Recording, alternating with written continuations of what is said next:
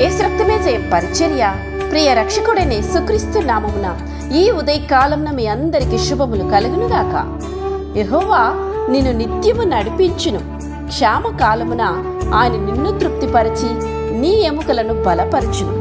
నీవు నీరు కట్టిన తోట వలెను, ఎప్పుడు ఉబుకుచుండు నీటి ఊట వలెను ఉండేదవని దేవుడు సెలవిస్తున్నారు. నా ప్రియ సహోదరి సహోదరులారా, దేవుని బిడ్డవైన నీవు నిజమైన భక్తి ఆరాధన భావము కలిగి ఉన్నప్పుడు నీటి ఊట వలె ఉండేదవని ఇక్కడ దేవుడు నీటి ఊటను నీకు సాదృశ్యంగా చూపిస్తున్నారు. నీవు వెదకవలసిన రీతిలో దేవుణ్ణి దినము వెదికి ఆయన వాక్కులను ఆచరణలో నీ జీవితంలో నీవు పెట్టినట్లయితే నీకు ఫలితాలు దివ్యంగాను సంపూర్ణంగాను కలుగుతుంది. అనగా నీవు నీటి ఊట వలె జీవమును ఫలింపు సమృద్ధిని కలిగి ఉంటావు. అప్పుడు జీవముతో నింపబడుతావు, సమృద్ధిని పొందుకుంటావు, ఫలిస్తావు. నీ యొద్ద జీవపు ఊట కలదు.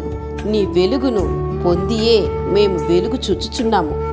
మనము పితరులైన యాకోబు ఊట ప్రత్యేకింపబడినట్లును నీవును ఉండుదు. అప్పుడు నీవు యెహోవా యందు ఆనందించేదవు.